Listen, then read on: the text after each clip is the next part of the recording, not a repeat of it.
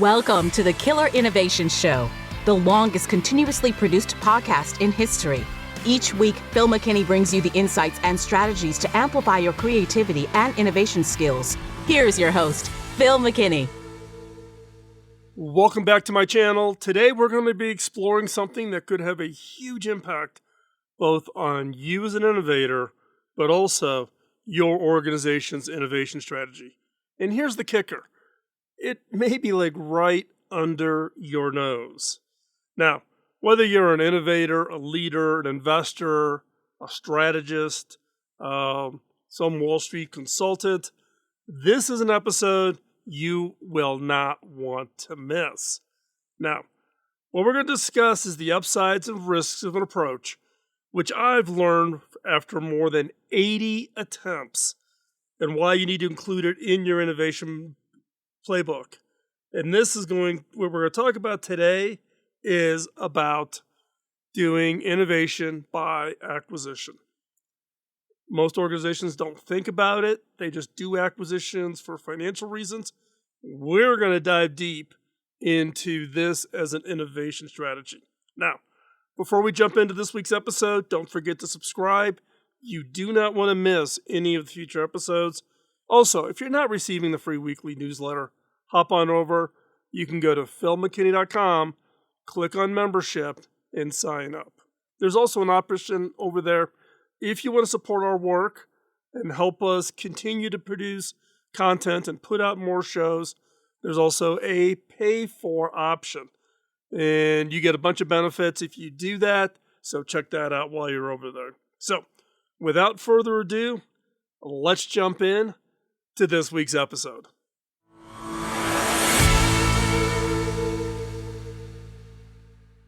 In the competitive landscape of business innovation, innovation is not just a buzzword. It is a survival strategy. It is the lifeblood given the competitive marketplace that all organizations are facing today. It fuels growth, it sustains relevance, and it propels your organization into the future.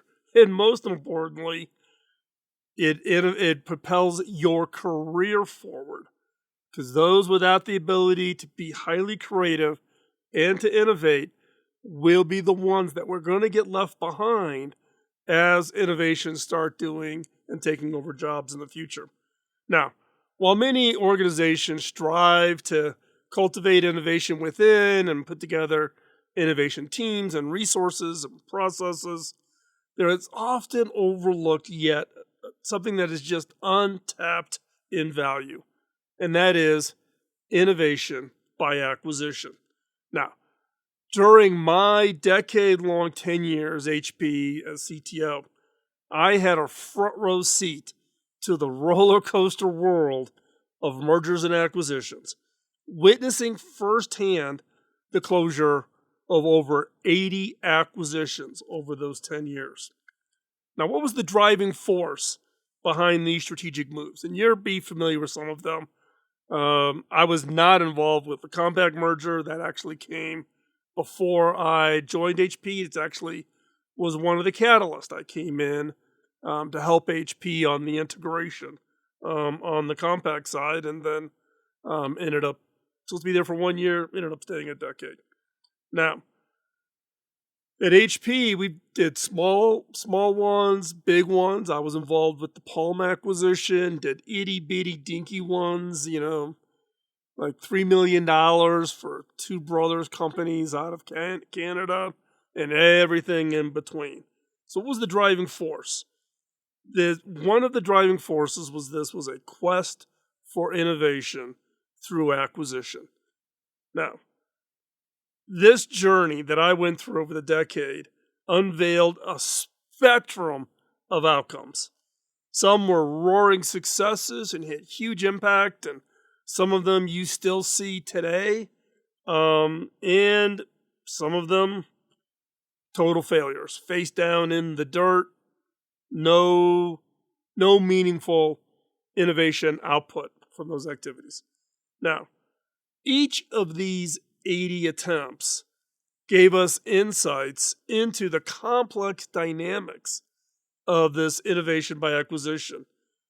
And it is hard. You're integrating fresh, innovative, organizations, ventures, companies, large and small, and their innovations into an established corporate organizational ecosystem.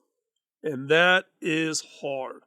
Now, the one challenge that we saw repeatedly through these 80 attempts was what I call the Wall Street Conundrum.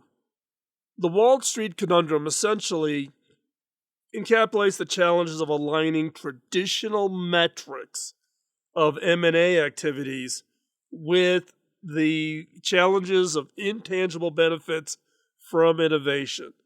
And this intangible benefit from these acquisitions is hard to quantify. When companies are acquired for their innovation potential, their valuation often incorporates a future promise, a projection of how these innovations will contribute to new revenue streams, market differentiation, competitive positioning, future growth, and ultimately competitive advantage over the long run. This is speculative at best. It is difficult for investors and analysts to evaluate the true worth of these kinds of acquisitions. And this leads to some cases of skepticism or overenthusiasm. It rarely, for some reason, never ends up in the middle. You get a real skeptic, or you get somebody who gets so excited they actually overhype it. And that can skew the market's perception of these M&A activities. Furthermore, achieving a return on innovation through acquisition demands not just seamless integration of new technologies or products, but also the melding, key word here, melding that distinct corporate culture, the teams, the people, the vision, factors that are notoriously hard to quantify.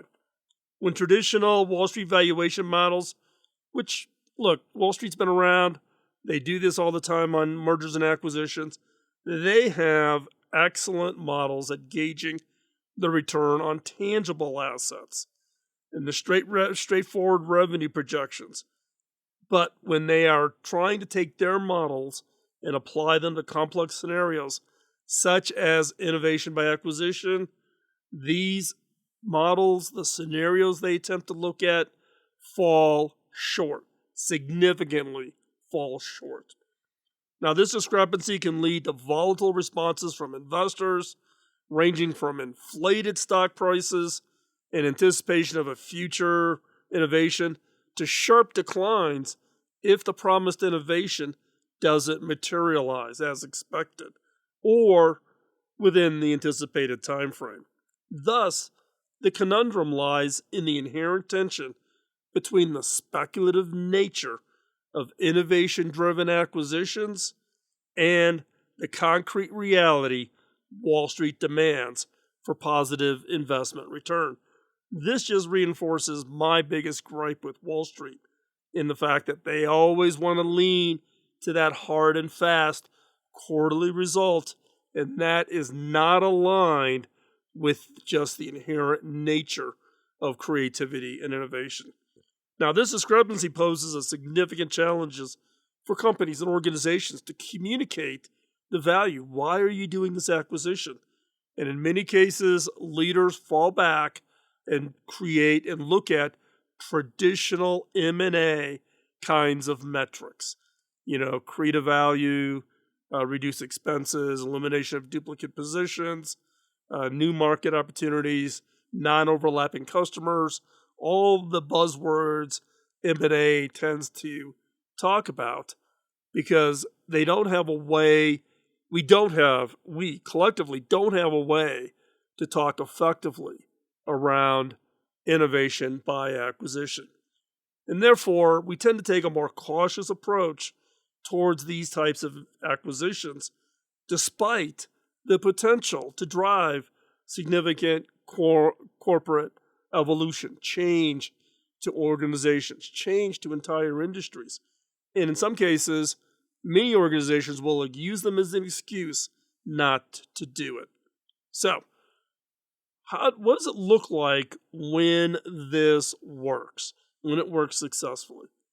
So, the key to what I've had from my lessons learned of having gone through the meat grinder on more than 80 of these, clearly defined objectives, well-defined metrics, and organizational alignment are the key 3 cornerstones. Where an acquisition is pursued with an understanding of that primary aim, that it truly is innovation by acquisition, and it's aligned with the company that you're acquiring, therefore then you can create concrete metrics and align the overall organization's goals and OKRs. OKRs, objectives and key results. If you're not familiar with it, go search it. There's been a variety of books. OKRs really came out of Intel way back. Andy Grove was a big proponent of it. I'm a big proponent of it. Check it out. So if you align your organization's overall goals and the OKRs, the path to integration becomes significantly smoother. But it's a conversation you need to have up front. Now, the challenge is achieving this clarity alignment is easier said than done. Trust me, it is much easier said than done. Now, many leaders are seduced by the allure of a quick innovation fix. We have a gap in our product line. That company over there has the product we need. Go acquire it. Let's bring it in. And they go off and they just do a quick acquisition. They try to position it as an acquisition to bring in that product or those innovations. And they leap in without fully grappling with the motivations or even considering alternative paths to getting access to the innovation. This oversight, this urgency leads to strategic misalignments, culture clashes, and I've seen them all. Believe me, I've seen out and out battles. I actually have seen fist fights between the acquiring company and the acquired. It's ugly. And then ultimately, this leads to failed integrations. So my encouragement to management is we may think innovation by acquisition is sexy, it's interesting, but don't ignore looking at some of the alternatives. Before embarking on the acquisition trail, they should pause to consider whether there might be a less risky, more efficient route to achieving it. In some instances, the solution may lie in a simpler, less committal form of collaboration, such as a patent license. Get a patent license to it for your market, your customers, whatever. Or if you have a meaningful number of patents, do a PCL or a patent cross license. You give them some patents, they give you some patents, you agree not to litigate. It gives everybody freedom to operate, and off you go.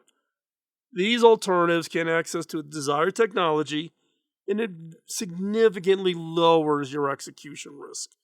And you can do it without nading out the full financial exposure of doing a full acquisition. The added benefit, and why I like looking at these alternatives, is you can do these outside the prying eyes of Wall Street. It allows companies to pursue strategic change shifts, new areas, new innovations, and with less pressure and speculation from your investors. Similarly, you can do partnerships or co-development or co-innovation.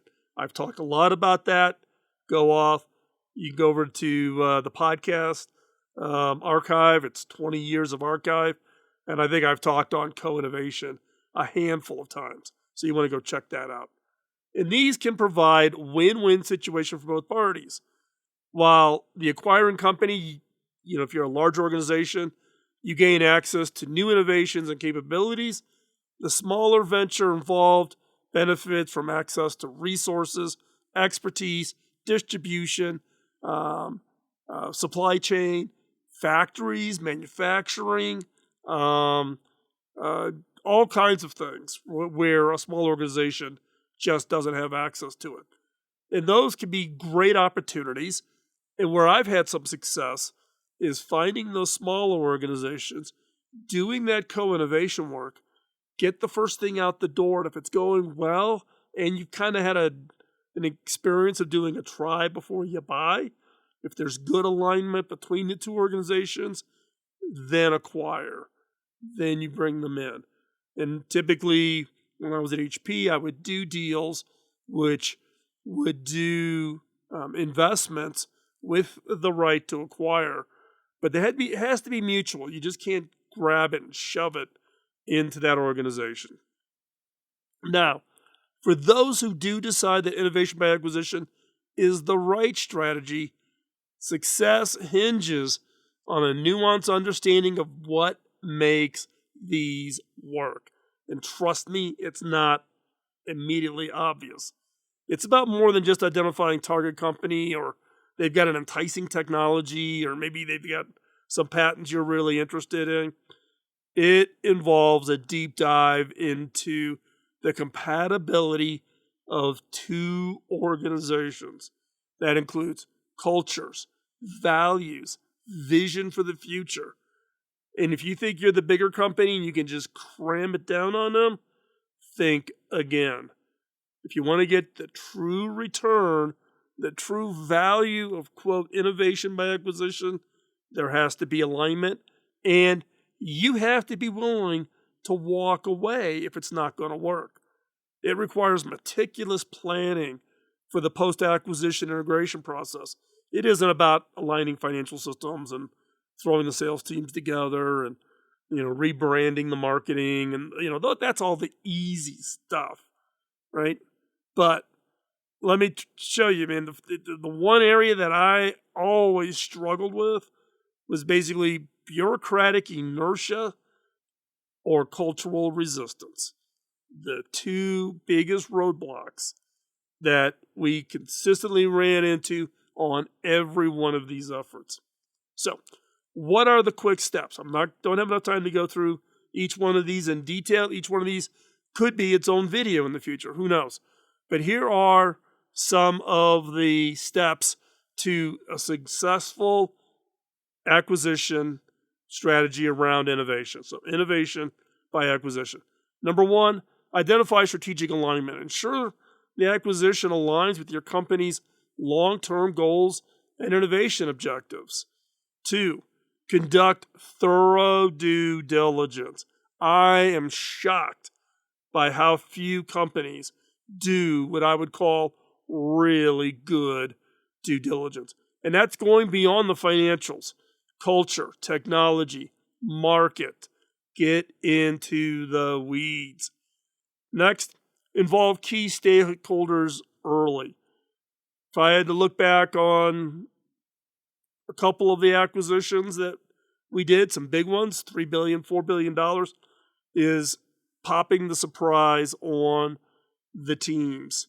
The top leaders were involved, but you didn't trust people to bring it in and bring more people into the tent early on to drive that alignment. You popped the surprise on the announcement and then told the teams to work together. If I had to do it over again, I wouldn't do that. Next, define clear metrics and goals. Align the metrics between both organizations. Align the goals. Plan. Next up, key. You've heard me talk about culture, innovation culture being absolutely critical. Plan for culture integration.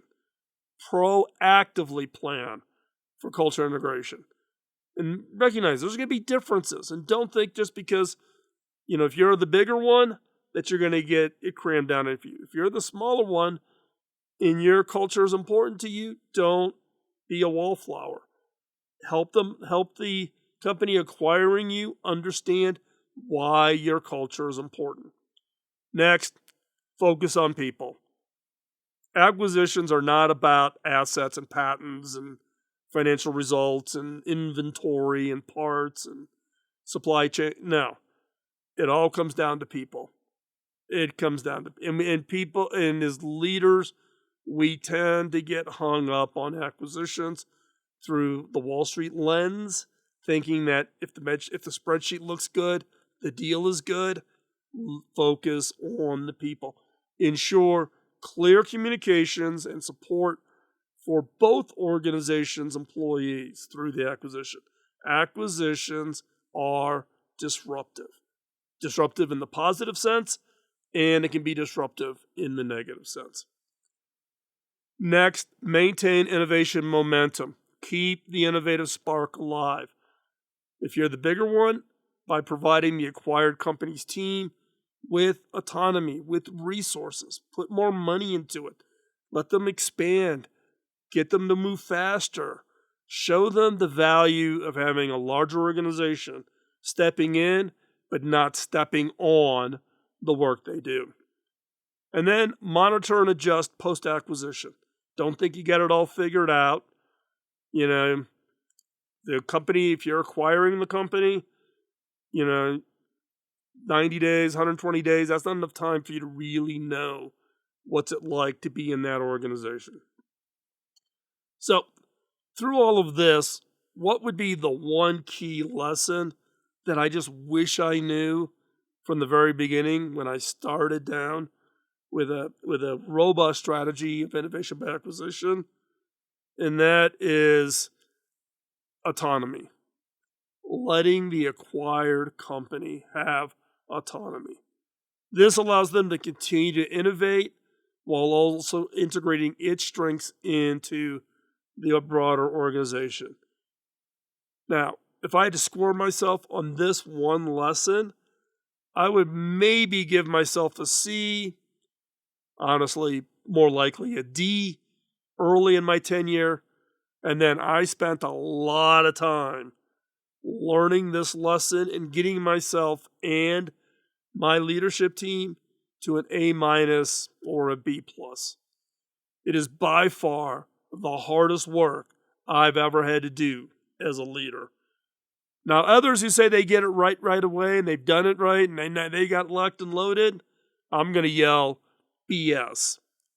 So what's the test? How many of the people from the acquisition are still within the organization 2 years past earnout? So when you do an acquisition, a lot of the leadership, managers, etc., will have an earnout. That's to keep them locked into their seat to support this integration. Question I always ask is what percentage of that staff is still around inside the larger organization 2 years after the earnout expiration? You would be shocked at how many people are not around. You did an acquisition, but the end result was nobody stayed around. They're gone. The other is if you really want to see the value of your integration, how many have been from the smaller company that you acquired, the innovation that was acquired, how many of them were promoted into senior leadership roles within the acquiring organization way after the earnout? Not the time of the acquisition, because the CEO of a smaller company may be made a vice president or whatever just to kind of make them feel good. But after you've done the integration, have the people within the small organization rose within the larger organization to have influence, to actually show that the acquisition was real and not just window dressing. Or, as I said in the past video, creating innovation theater. And you see this all the time in acquisitions. People will talk and wave innovation in order to try to get Wall Street to support the deal. But when you look at it afterwards, the results were not great. Now, is innovation by acquisition a surefire path to really getting an organization kick-started down the innovation path or help them accelerate? Honestly, I'd have to say that the answer is nuanced. It's not an automatic yes. When executed with clear objectives, good planning, strategic thinking, strategic foresight, it can be a powerful engine for innovation. However, it is not a panacea for all the innovation challenges that particularly larger organizations will experience. Innovation by acquisition is more than a strategy. It's not something to be driven by the CFO or even the CTO or even the Chief Innovation Officer. It's a mindset. It's an organizational mindset. It's about seeing beyond the immediate horizon and recognizing value where others see complexity. The road is not easy, yet it's filled with incredible opportunities for growth and transformation. There are hundreds of thousands of startup companies out there doing interesting and exciting work. You just need to go talk to them and find those that are a match. Key here is do not get enamored with the innovation. Get enamored with the people. Get enamored with their culture. Get enamored with the way they think.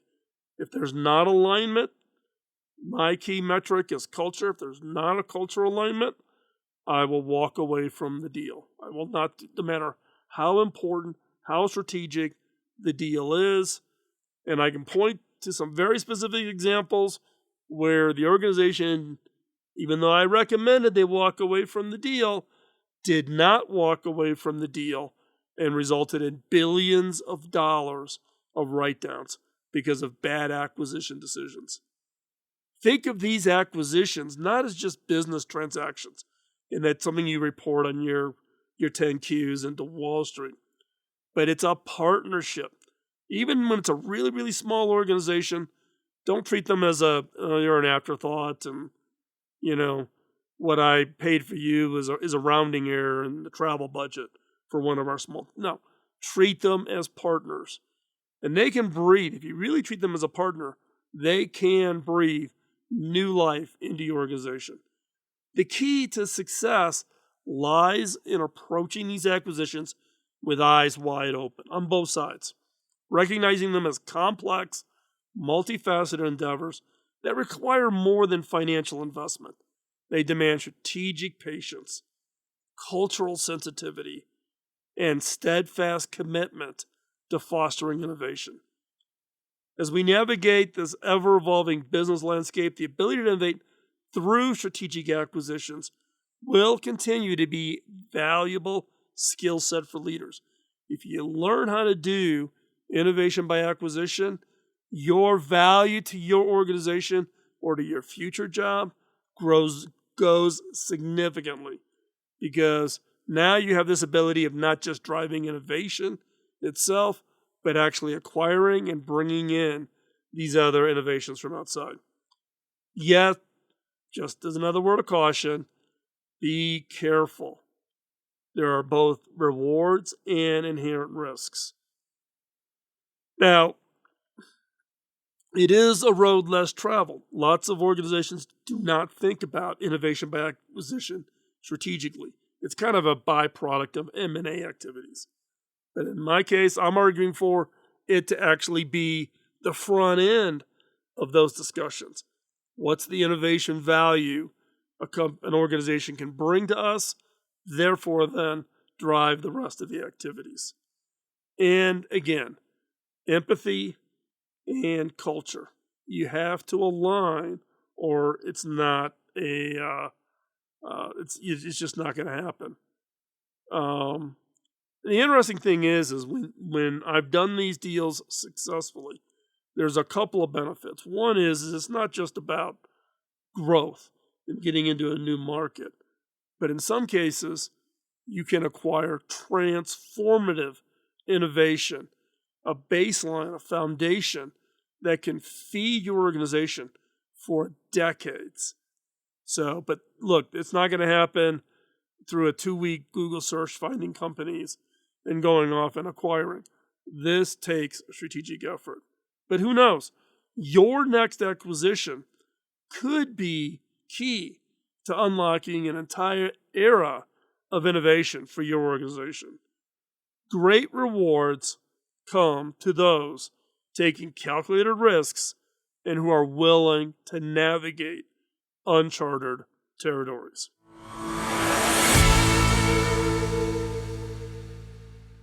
Thank you so much for joining in with us today. Your time and attention means the world to me, means the world to the team.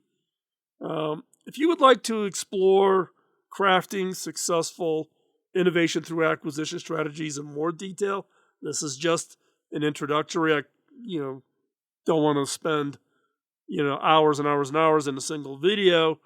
I want to hear back from you. Let me know in the comments, and if there's enough interest, if there's something that you would want to hear more about, or I'm sure I'm going to get requests to share and name names on all 80 of the acquisitions I was involved in.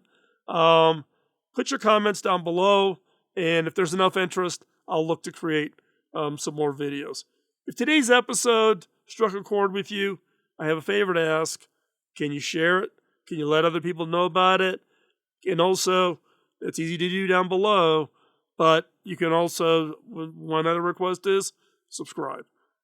We're putting out more and more videos. We're trying to keep up.